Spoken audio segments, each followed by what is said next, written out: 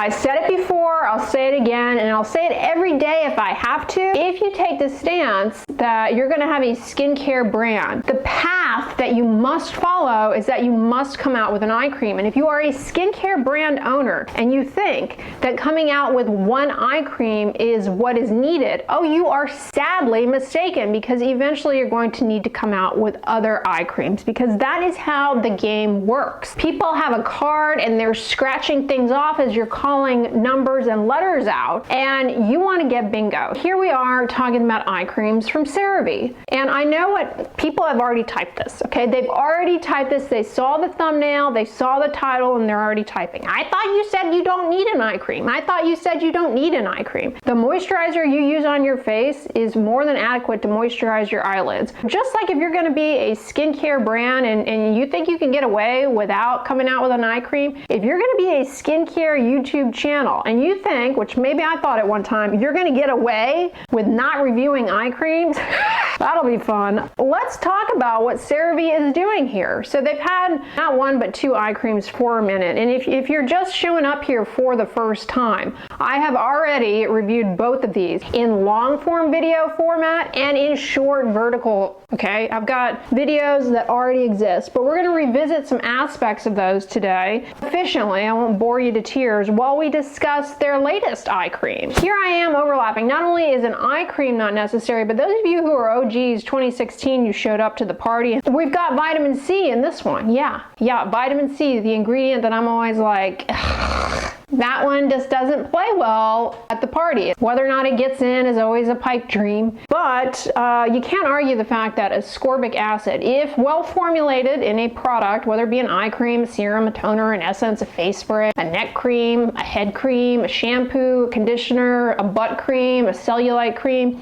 if well formulated so that the ascorbic acid remains stable and can get into the skin, well then the magic really starts, because you can help to improve sun damage, boost collagen production, which is everyone's goal in the anti-aging skin rejuvenation game.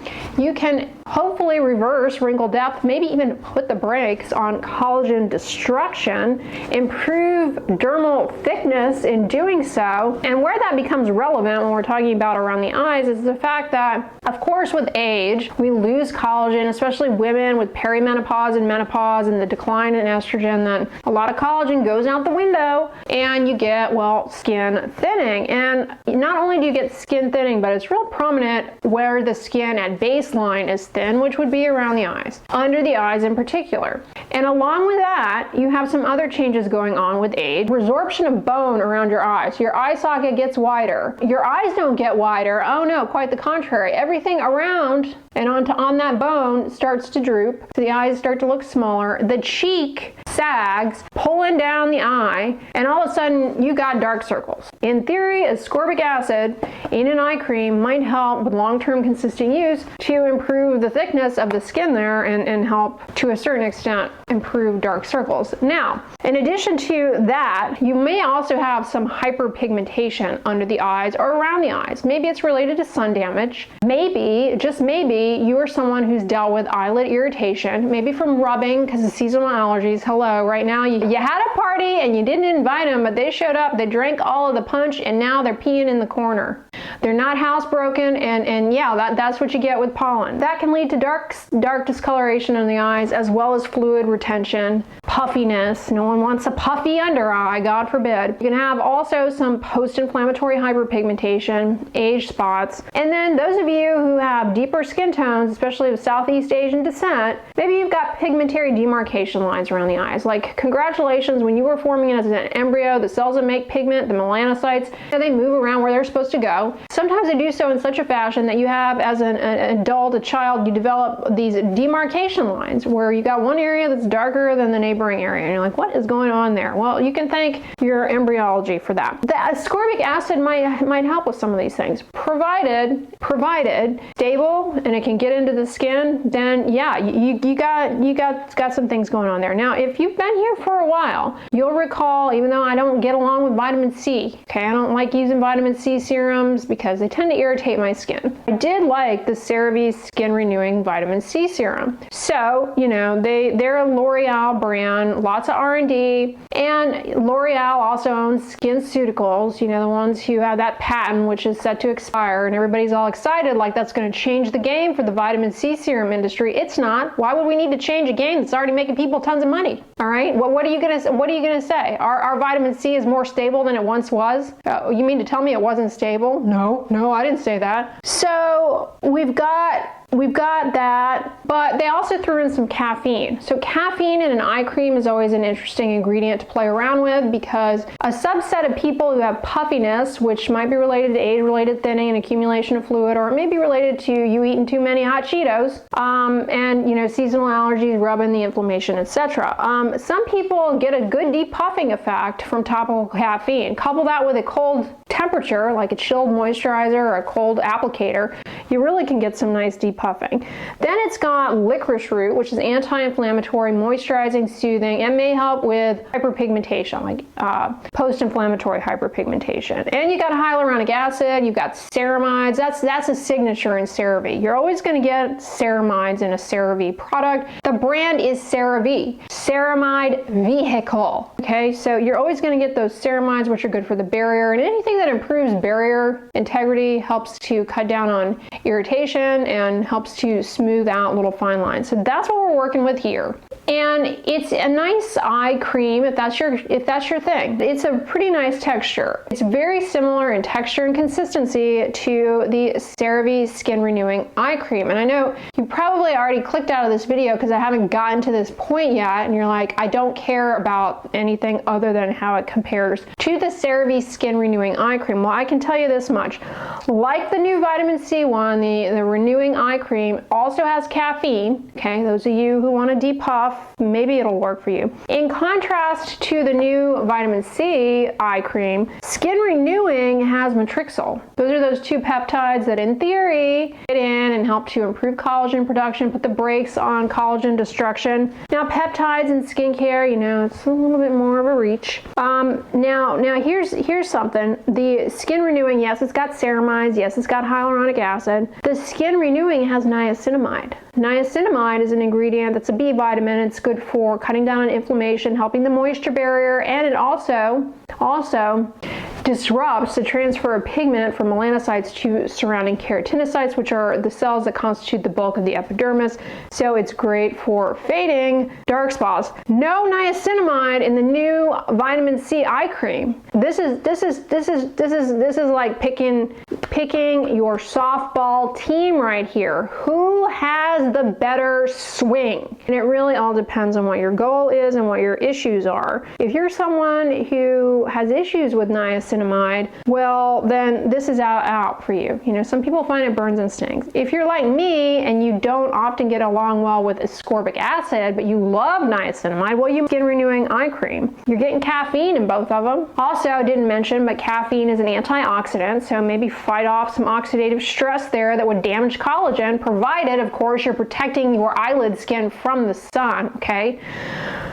Don't even talk to me if you're not, okay? Don't even. I'm being a bit hyperbolic for dramatic effect. So those are kind of some of the main differences. Also, there's no licorice root in Skin Renewing. If you're, for whatever reason, sensitive to that, texture and the consistency of both of them is pretty similar. Personally, I have always really liked CeraVe's Skin Renewing Eye Cream. Love it.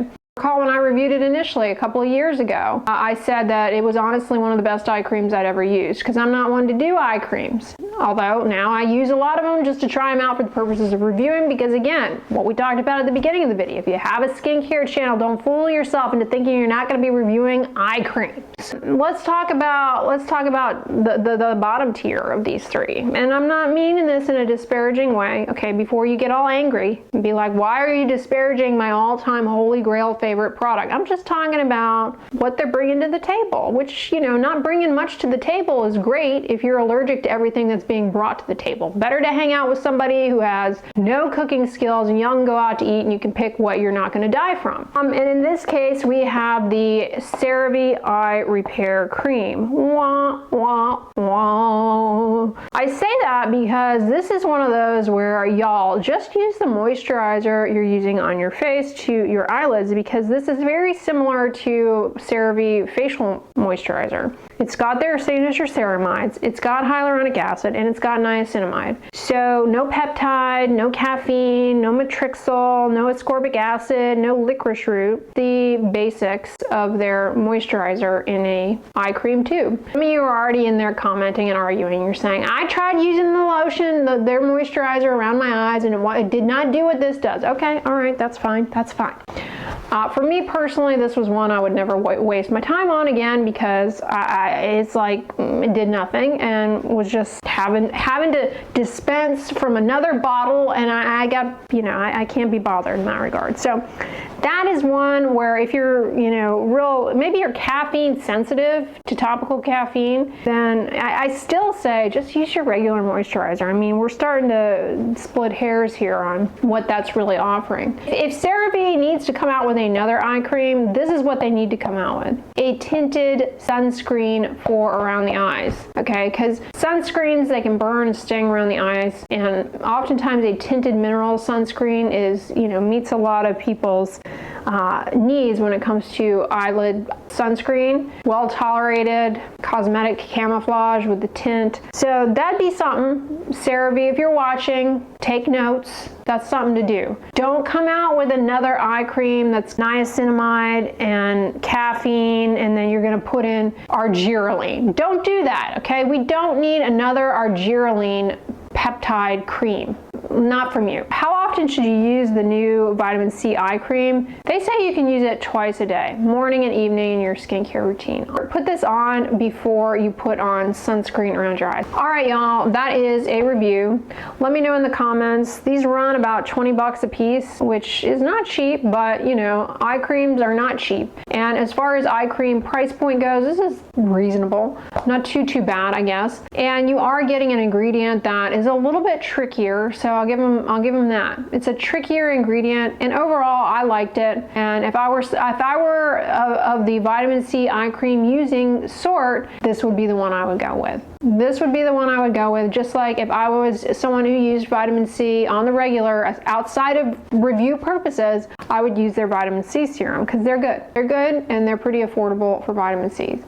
All right, y'all, I really hope this eye cream video was helpful. And guess what? Guess what? Because like I said, now that I got a skincare channel and I've had one for over 8 years, well, got to be doing eye cream stuff. So buckle up, because we're going to have the ultimate eye cream guide of 2025 coming up. And we're going to be breaking down different eye creams, what they do, when they may be considered, and we're going to be talking about it. But for those of you eyelid fans, you want to put stuff on your eyelids and you cannot wait another moment, you're going to want to check out my review of Niod's concentrate for the eyelids. Watch that, raid your necks. But be sure that the temperature in your environment is cool so you don't overheat while watching it, okay? Anyways, guys, if you like this video, give it a thumbs up, share it with your friends, and as always, don't forget, sunscreen and subscribe. I'll talk to you guys tomorrow. Bye.